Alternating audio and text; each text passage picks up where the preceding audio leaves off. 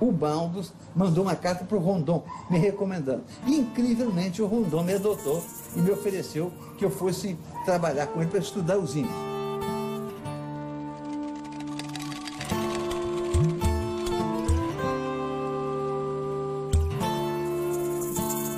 Rondon incorporou a modernidade do fim do século XIX, do positivismo, que os índios eram a raiz da nação. E um dia todos os problemas da sua indianidade seriam absorvidos pela constituição da grande identidade nacional. E ele lutou muito no começo, numa época em que os índios, como os negros, eram considerados seres inferiores. E o Brasil era um país inviável, porque eram inviáveis a maioria do seu povo, que era mestiço. E mestiçagem significava a própria degenerescência da raça humana. Tinha um caminho a ser percorrido, que era convencer o povo brasileiro e as autoridades de que os índios mereciam ter suas terras demarcadas. E o Darcy via isso. Se não fosse o Rondon, os índios desse litoral todo teriam se acabado.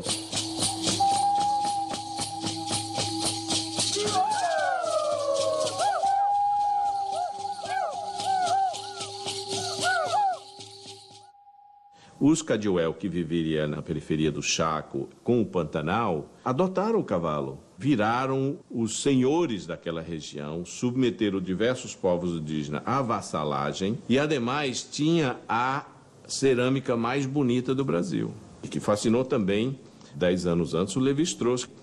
Me interessava muito a ideia desses índios, eu comecei a me preparar mais intensamente para isso. Fui, afinal, para o campo, com muito medo. Em lugar de ir diretamente para o meu povo, eu nunca tinha visto um e nunca ia chegar lá tão ignorante, e eu visitei várias tribos da região. Os Kaiowá são esses índios Guarani, no sul de Mato Grosso, que agora suicidam as dezenas por desespero. Eu levei tempo para perceber que debaixo daquela gente maltrapilha havia uma espiritualidade, havia uma religiosidade que eu nunca mais encontrei em grupo nenhum, de uma beleza extraordinária, que converteram que era o mito do Deus Maíra, que cria o mundo, mata o tigre, e com a pele desse tigre faz o fundo do céu, com os 2 olhos faz o sol e a lua. Então, esse tigre belo, glorioso do mito da criação, eles converteram num tigre do mito da morte. O mito de agora, eles pedem um grande tigre azul. Pai, estamos cansados, a terra está cansada de comer cadáver, põe um fim, pai. Em 1630, tem um jesuíta chamado Montoya, já cita suicídios dos índios Guarani. E as pessoas ficam vendo por que os Guarani se suicidam, né? Que angústia na sua vida tem. Muitos dizem que é porque eles estão premidos em pequenos lotes de terras, a sua população cresce muito, eles estão premidos diante de várias religiões que absorvem e os deixam perdidos na sua vida, desorientados. A autoconsciência disso, diante das suas condições, certamente é um motivo de angústia.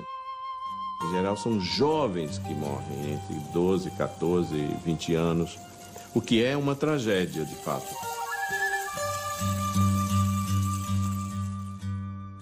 Fui ver os Ofaié, que eram índios perseguidos. Eles eram 2.000, tinham sido reduzidos a 10 índios.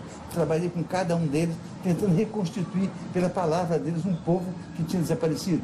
Os índios Terena, e afinal eu cheguei ao meu povo, os Cadiuel.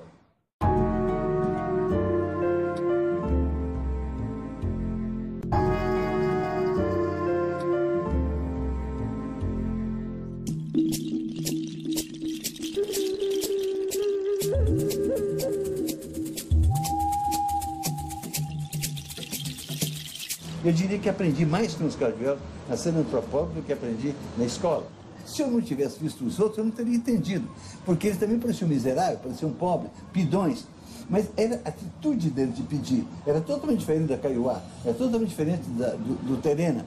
Então havia ainda um orgulho aí, mas eles sofreram muito, porque o convívio com a civilização foi o convívio com a cachaça, com as enfermidades que não conheciam, perderam suas cavalhadas também, perderam o seu gado. E para o índio é muito difícil se inserir numa economia mercantil. Um índio muito inteligente, o Cardoso, gostava muito do céu. E ele começou a me mostrar as constelações. Mas eu não conseguia ver uma enorme cabeça de ema que tem no céu. E eu não via a cabeça de ema. E ele dizia, mas você é burro, você é bruto. Não tá, olha o olho da ema lá, o bico da ema, você não está vendo? Eu fiz nos Cajuelos 2 expedições longas. No segundo ano eu levei a minha mulher, Dona Berta. As índias faziam algum esforço para falar comigo em português, para eu entender. Com Berta nunca fizeram, falavam só na língua dela. E ficavam dizendo meu nome tribal e rindo. Berta, Berta, Berta, e rindo. E Berta, quando eu chegar, Berta estava danada da vida, de ciúme. Foi uma situação muito engraçada de uma mulher de tradição europeia, colocada na aldeia durante meses. Eu deixei períodos muito grandes sozinha, porque eu ia fazer caçadas com os índios. Fiz caçadas lindas no Pantanal.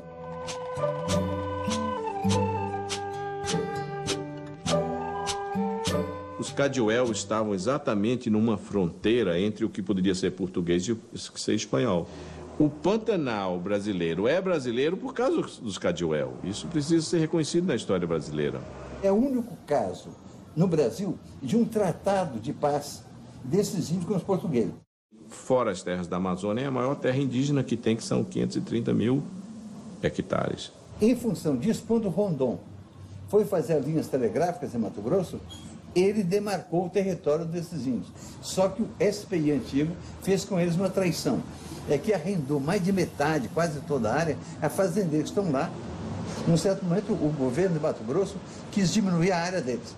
Eu, então, fui ao Supremo Tribunal Federal e consegui que o Supremo reconhecesse que a propriedade desses índios sobre essa terra é anterior a 1891, quando o Estado teve o direito de dar concessão. Então, foi anulado o ato do governador de Mato Grosso.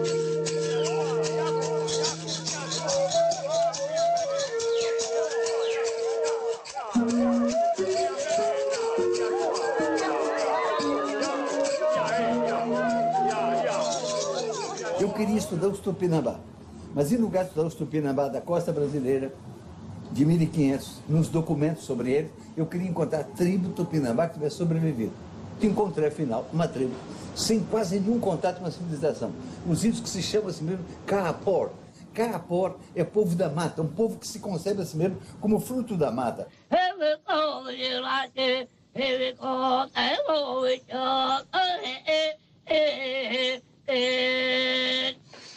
Après ma mort viendront mes amis pour me venger. Il ne restera aucun de vous sur cette terre.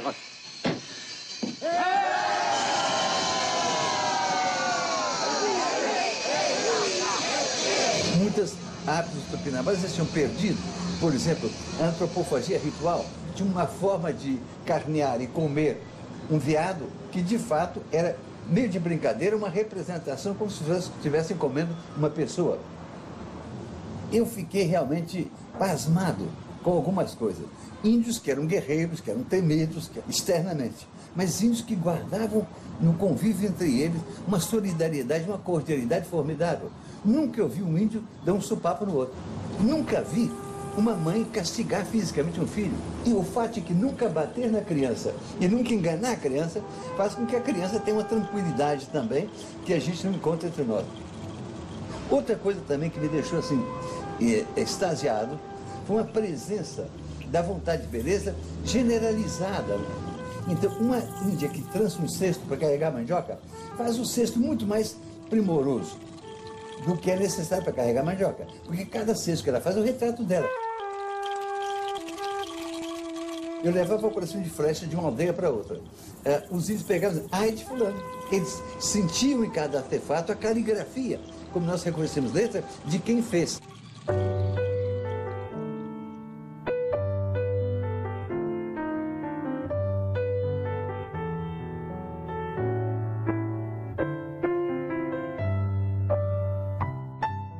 O melhor do meu trabalho, talvez, tenha sido a criação do Museu do Índio. Foi realmente uma coisa linda, levar o Rondon, que se emocionou muito vendo o Museu do Índio, porque foi o primeiro museu do mundo projetado para lutar contra o preconceito, um preconceito contra o índio. E ele viu que os índios estavam no reboliço do Brasil. Tinha que conquistar mais apoio dos brasileiros, aproveitar-se de uma simpatia inata e transformar isso numa realidade política. A expectativa da Unesco, a expectativa geral que havia, é de que o Brasil era uma democracia racial, que era a visão de Gilberto Freire. As pesquisas da Unesco mostraram que não era assim. O brasileiro urbano, o brasileiro das cidades, gosta muito do índio, quer que se dê terra aos índios, quer que se respeite o índio. Mas aquele brasileiro que tem contato com os índios tem uma atitude terrível, a atitude de considerar o índio como uma caça, como um incapaz, ou como alguém que deve ser lavado, limpado do espaço para dar lugar à civilização.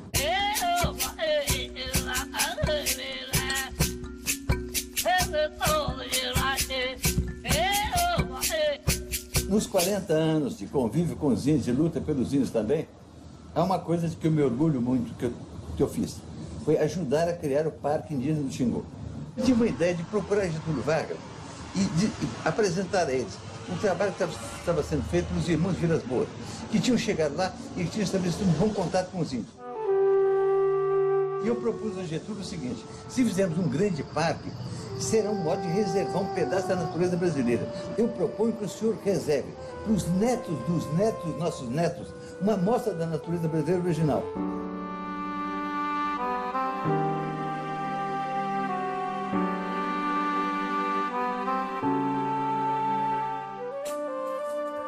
É uma área no centro do Brasil em que várias tribos conseguiram estabelecer a paz entre elas. Eles substituíram a tensão guerreira por uma tensão esportiva. Isso que eu creio que é o futuro da humanidade.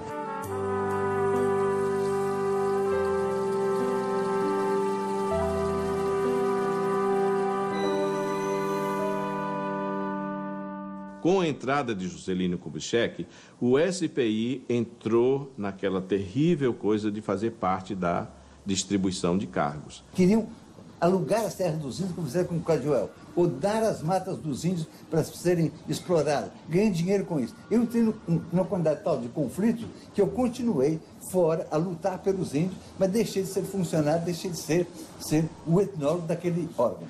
Quando o Darcy estava aqui, nós íamos direto do gabinete dele e nós queixávamos. E ele nos ouvia. E hoje não tem. Tem certas pessoas dentro da FUNAI que não conseguem subir no elevador quando o índio está no meio. O Darcy é um autor, um antropólogo que ensina a gente a pensar. Ensina a gente a pensar a cultura, a história, a sociedade, a política, a economia, tudo junto. E esta é uma antropologia muito atual. A atitude do antropólogo era uma atitude de usar os índios como objeto de estudos. É o que diz, procurar fósseis do espírito humano. Essa era a atitude. E não havia interesse pelo destino dos índios. Ou seja, os problemas de sobrevivência dos índios não tinham categoria científica.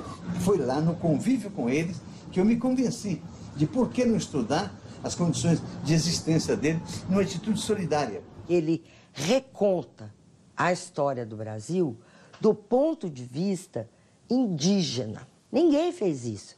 Acho que foi o Sérgio Buarque que ensinou para ele como é que fazia isso, ou melhor, estimulou, não é? Mas é a genialidade do Darcy.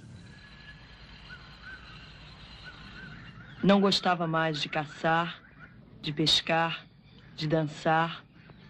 Não queria ver os habitantes da mata morrendo de doença, de pernas fracas, os guerreiros sem guerra, pajés acabando e anunciando desgraças.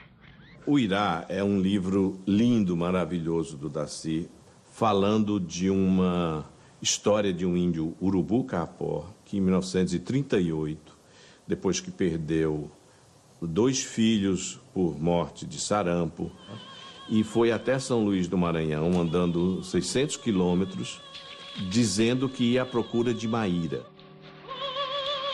É um drama pessoal que representa também um drama histórico na sociedade brasileira em relação aos índios.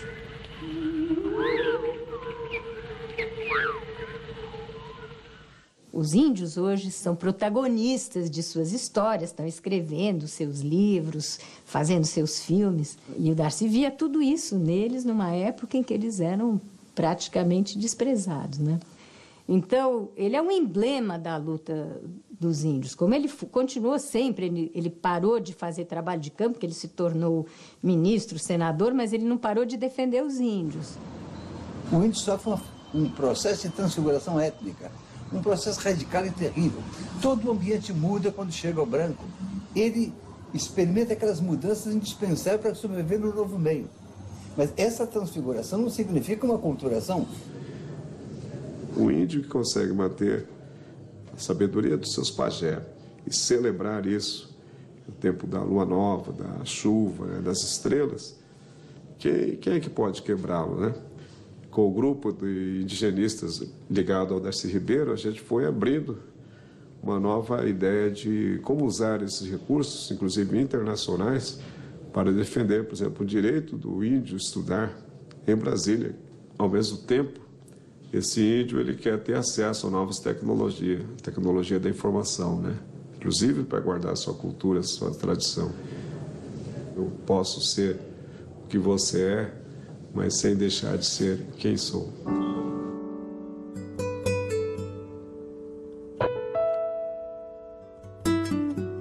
Se o conhecimento indígena de uma erva se transforma num remédio industrializado, quem é o dono desse conhecimento? É a indústria. Mas se houver uma parceria científica, onde um índio também seja tratado como um cientista, a gente pode de novo mostrar o nosso compromisso com o grande espírito da Mãe Terra, né? Diferente de uma economia verde, por exemplo, como foi tratado recentemente, que pretende transformar a natureza em mercado. Isso fere completamente os direitos indígenas e toda a sua história. A antropologia tem que seguir esses caminhos, tem que lembrar que os índios são parte de uma sociedade desigual, que a luta pelos índios é até a vanguarda de uma luta pela igualdade brasileira, que o lucro não é o único móvel da humanidade, que esse suposto desenvolvimento é a destruição do planeta e que essas grandes causas, elas fazem as pessoas vitais.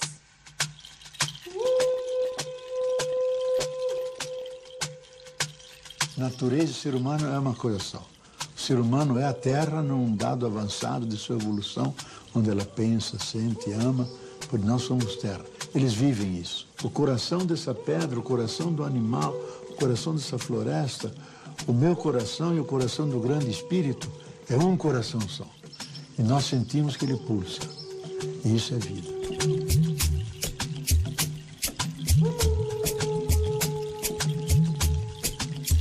Eu sou socialista. Socialista em que sentido? No de que eu quero uma sociedade, não uma cidade indígena no futuro, mas eu quero uma sociedade de nível tecnológico muito avançado, mas que recupere aquela cordialidade, aquele amor pela beleza, essa vontade de perfeição em todos os atos.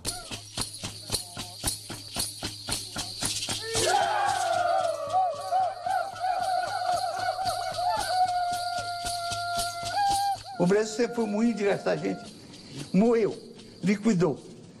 6 milhões de índios que tinham aqui. Liquidou. Mas 12 milhões de negros africanos. Para quê? Para adoçar a boca de europeu com açúcar. Para enriquecer com o ouro de Minas Gerais. Fundir herança genética e cultural índia, negra, europeia, numa coisa nova que nunca houve. É isso a aventura brasileira. A nova Roma é o Brasil. Uma Roma lavada em sangue índio, lavada em sangue negro, melhor, tropical, e que está chamada a representar um papel importante do mundo.